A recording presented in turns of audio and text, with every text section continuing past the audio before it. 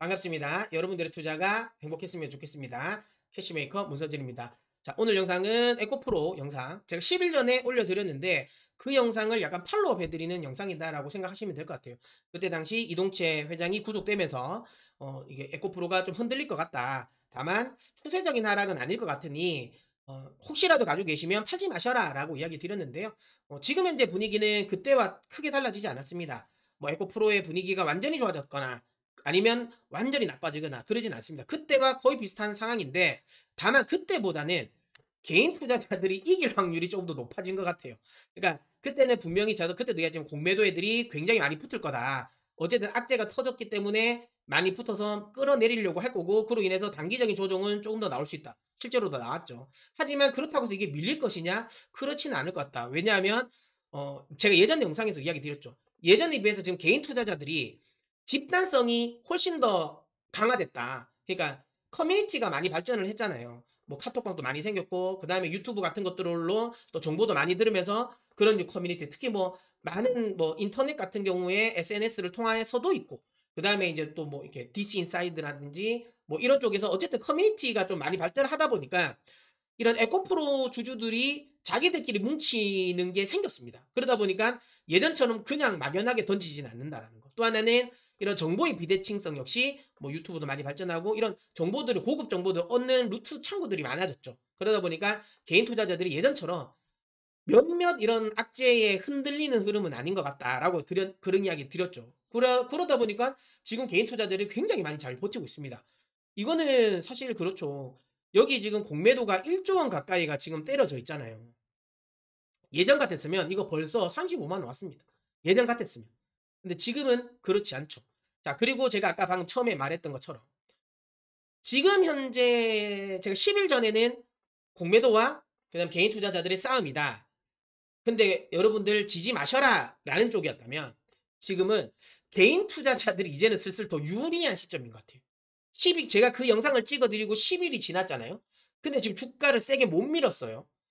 자, 그때 그 과정에서 어쨌든 이동철 회장 구속됐죠. 그 다음에 MSCI에서 뭐 탈락이 됐습니다. 이거는 제가 그때도 설명했지만 별 영향은 없을 거다라고 이야기를 했어요. 근데 어쨌든 탈락이 됐어요. 어쨌든 이런 많은 이슈에도 불구하고 악재에도 불구하고 많이 못 밀었습니다. 밀고 내려가 밀려 내려가지 않았습니다. 버텼거든요. 자, 그러면 이제부터는 개인 투자자들이 지금 현재는 훨씬 더 유리하다. 왜 제가 이런 이야기를 드리냐면 우리나라 공매도 세력들은 대부분이 미국처럼 그러니까 네이키드 숏셀링이 잘 안 돼요. 그러니까 예전에는 때렸죠. 그러니까 무차입 공매도. 근데 이게 원래 우리는 법적으로 불법입니다. 근데 이거를 이제 그 외국계 증권사에서 불법으로 했었죠. 근데 이게 이제 이번에 좀 잡히면서 사실상 지금은 좀 어렵게 된 상황이긴 해요. 그러다 보니까 지금 대부분 이제 차입 어 공매도가 차입을 해야 돼요. 그러니까 무차입은 안 됩니다. 그래서 이제 차입을 해야 되다 보니까 커버드 이제 숏셀링이죠. 그러다 보니까 이 공매도를 하는데 비용이 생각보다 많이 들어요. 왜냐하면 차입을 해야 되기 때문에 그 차입을 하는 기간 동안에 이자를 내야 되기 때문에 비용이 많이 듭니다. 그래서 공매도만 전문으로 하는 헤지 펀드들은 많지가 않아요. 그러면 우리나라는 누가 공매도를 많이 하냐? 대부분 그러니까 롱숏 펀드들이 많이 합니다. 롱숏 펀드들은 그런 거죠. 많이 올랐다고 자기들이 생각하는 종목은 매도를 치고 상대적으로 덜 올랐다 하는 종목을 매수를 합니다. 그렇게 해서 이제 하나는 롱, 하나는 숏을 쳐서 여기서 이제 수익을 얻는 이 펀드고요. 그러니까 이 펀드들은 대부분 절대 수익을 추구합니다. 그러니까 시장과 관련 없이 시장이 오르든 내리든 자기들은 절대적으로 수익을 추구하는 펀드입니다. 그러다니까 이제 롱숏을 치는 거죠. 근데 이제 그러다 보니까 기대 수익률이 높지는 않아요. 기대 수익률이 높지는 않은데 어쨌든 대부분의 많은 이제 이 공매도는 롱숏 펀드 쪽에서 친다라고 보시면 되는데 롱숏 펀드들이 아까도 방금 이야기했지만 시간이 지나면 지날수록 자기들이 매도를 쳤는 공매도를 친 쪽에서 가격이 생각보다 안 빠지잖아요. 그러면 롱숏 펀드들은 속된 말로 똥칠이 탑니다. 왜냐하면 기대 수익률이 제가 안 높다 그랬잖아요. 기대 수익률이 안 높은데 지금 이 가격이 계속 이제 차입을 해야 되는 기간이 계속 길어져요. 그럼 이자 비용은 계속 늘어난단 말이에요. 이자 비용이 늘어나는 만큼 자기들이 벌어 들여야 하는 수익은 훨씬 더 커야 돼요. 훨씬 더 커지죠. 그런데 중요한 건 자기들이 원했던 가격만큼 안 빠진다라는 거 이거는 흔히 말하면 지금 막 에코프로로 말하면 예를 드는 거예요. 여기서 만약에 에코프로가 가격이 안 빠지고 그냥 옆으로 횡보를 해요. 박스권으로 횡보를 해요. 이렇게 해버리면 이거는 또 사실 차트적으로 보면 악성 매물을 소화해 나가는 과정이거든요. 그러니까 이제 주가가 빠져야 되는데 안 빠지는 과정에서 시간이 옆으로 흘러간다. 그냥 기간 조정을 보인다. 그러면 자기들의 차입금은 높아지고 조달 코스트, 그러니까 코스트는 높아지는데 결국은 그 과정에서 악성 매물을 또 빠져요. 그러면 후제에 훨씬 더 민감해지는 주가가 되잖아요. 그러면 이건 역시도 리스크가 커진단 말이에요. 그러면 공매도 세력들 입장에서는 빨리빨리 쇼커버링을 할 생각을 하게 됩니다. 근데 제 생각에는 10일 전에는 아니었을 것 같아요. 이거 때리면 될 거라고 생각했는데 10일 동안 안 밀렸잖아요. 개인 투자자들이 지금 막아놨잖아. 이제 지금부터는 제가 보기에는 개인 투자자들의 시간일 것 같아요. 여기서 조금만 더 버티잖아요. 그러면 쇼셀링 분명히 나옵니다. 아, 쇼커버 분명히 나옵니다. 쇼커버가 분명히 나올 거고 제 개인적인 생각에는 여기서 60만 원인 것 같거든요. 이거 만약에 돌파하잖아요. 60만 원 한 번이라도 돌파해버리면 이때부터 해서 쇼커버 한 번 쫙 나올 것 같아요. 예, 쇼커버가 쫙 나오면서 한 번 쫙 들어주지 않을까. 그러면 이제 제가 보기에는 좀 나중에 들어온 공매도 애들은 손절 많이 하면서 털려 나갈 가능성이 높지 않을까라는 생각을 합니다.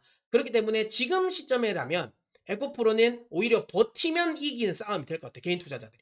그러니까 여러분들이 혹시라도 가지고 계시면 저는 지금은 굳이 10일 전보다 훨씬 더 유리한 싸움이 됐는데 여기서 매도를 한다? 아닌 것 같아요. 저는 버티셨으면 좋겠다라는 이야기 드리고요.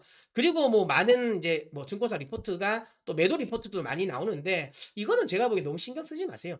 뭐 물론 저는 단기 이건 에코프로 BM과 관련된 부분인데 어쨌든 에코프로 그룹과 관련된 부분에서 매도 리포트들이 많이 나오는데 사실 전통적으로 우리나라 2차 전지를 안 좋아하는 쪽의 리포트들이기도 해요. 여기 이제 한병화 연구원 같은 경우도 신재생을 좋아하지 2차 전지를 그렇게 좋아하진 않으셨던 분이고 그 다음에 삼성증권은 뭐 항상 이제 우리나라 2차 전지보다는 그러니까 중국 2차 전지를 좋아했던 이쪽이 그러니까 하우스였잖아요. 그 다음 유한타가 좀 의아하긴 하죠. 유한타는 사실 원래 좋아했었는데 그 다음에 하나증권 같은 경우도 원래 좀 좋아했었는데 아무래도 이제 밸류가 좀 부담스럽다 보니까 애널리스트들 입장에서는 사실 밸류를 무시할 수는 없거든요. 그러다 보니까 매도가 나왔는데 기본적으로 보면 저는 이제는 에코프로의 가치 자체를 단순히 지금은 밸류만 가지고 따질 거는 아닌 것 같다라는 생각이 듭니다. 그래서 지금은 아까도 방금 이야기 드린 것처럼 10일 전보다는 훨씬 더 유리한 싸움으로 접어들었다. 그런데 굳이 여기서 도망갈 이유는 없을 것 같다는 생각에 지금까지 버티셨다면 최소한 아주 큰 기대 수익률을 뭐 기대하고 이 종목을 사시면 안 되겠지만 내가 만약에 에코프로를 지금 손실이 났다라고 하면 굳이 지금 구간에서 손절해서 매도할 필요는 없지 않을까. 10일 전보다 훨씬 더 유리한 싸움인데 손절하지 마셔라. 최소한 내가 만약에 매도를 한다 하더라도 본전에는 매도하셔라. 라는 이야기를 좀 드리고 싶고요. 그 다음에 뭐 에코프로와 관련된 포인트에서 지금 또 이제 제가 하나 이야기 드리고 싶은 게 왜 그렇게 그러면 우리나라 애들이 그러니까 이 공매도 애들이 이런 에코프로를 많이 매도를 하냐라고 하시면 그거는 이제 약간 뭐라 그래나?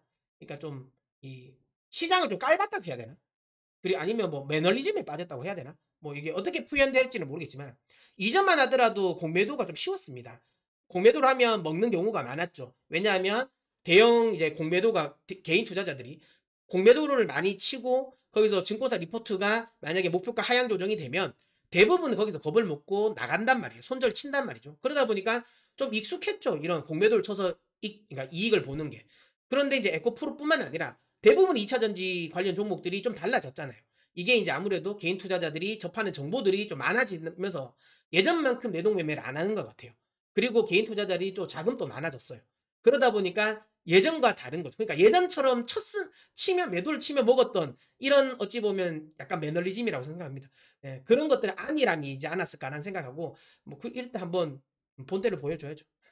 아무튼 그렇습니다. 그래서 제 개인적인 생각에는 지금 구간이라면 에코프로는 뭐 밀릴 수는 뭐 있을 수 있어요. 이건 시장 분위기 때문에. 에코프로 자체적인 악재가 아니라 그러니까 시장의 분위기 때문에 밀릴 수는 있지만 그렇다고 해서 그럼 지금 이 가격까지 내가 버텼는데 여기서 매도를 친다? 아닐 것 같다라는 생각을 하고 지금 현재 가지고 계신다면 조금 더 가지고 가 보셔라. 매도를 하더라도 나는 본전에 매도한다는 생각으로 대응하시면 좋지 않을까라는 생각 제 개인적인 의견입니다. 이렇게 네, 예, 요렇게 이야기 좀 드려보도록 하겠습니다. 자, 그러면 저는 또 다음 영상에서 찾아뵙도록 하겠습니다. 자, 그때까지 다들 여러분 메이크업머니 하십시오.